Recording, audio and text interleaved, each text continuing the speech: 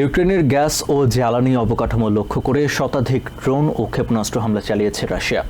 স্থানীয় সময় শনিবার ইউক্রেনের 6টি এলাকায় এসব হামলা চালানো হয়।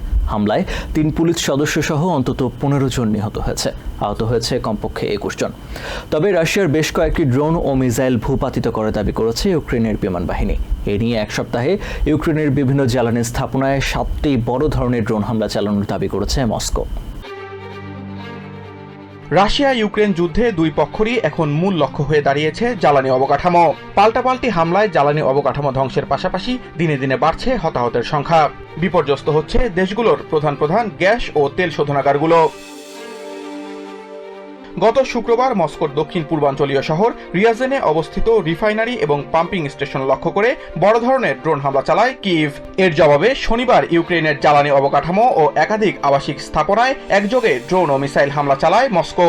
এতে পুলিশ সদস্য সহ বেশ কয়েকজন বেসামরিক ব্যক্তি হতাহত হন।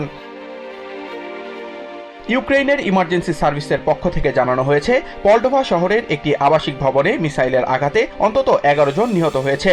আহত হয়েছে 4 শিশু সহ অন্তত 17 জন।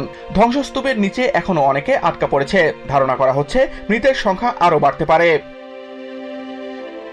অন্যদিকে খার্কিভ শহরে রাশিয়ার ড্রোন হামলায় 1 জন নিহত ও 4 জন আহত হয়েছে বলে জানিয়েছেন শহরের মেয়র ইওর টেরিকভ। একই দিনে সংঘটিত আরেক হামলায় সুমি শহরে টহলরত অবস্থায় 3 পুলিশ কর্মকর্তা নিহত হয়েছে বলে নিশ্চিত করেছে স্থানীয় কর্তৃপক্ষ। ইউক্রেনের প্রতিরক্ষা বিভাগ জানিয়েছে, এদিন 6টি এলাকায় কমপক্ষে 123টি ড্রোন ও 40টিরও বেশি মিসাইল হামলা চালিয়েছে মস্কো।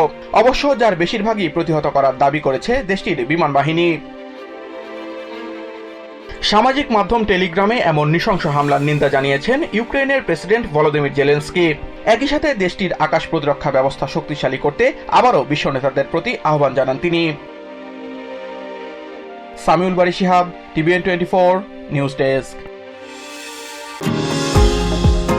নিউ ইয়র্ক থেকে সম্প্রচারিত টিভিএন 24 টেলিভিশন বিশ্বজুড়ে বাঙালির কণ্ঠস্বর।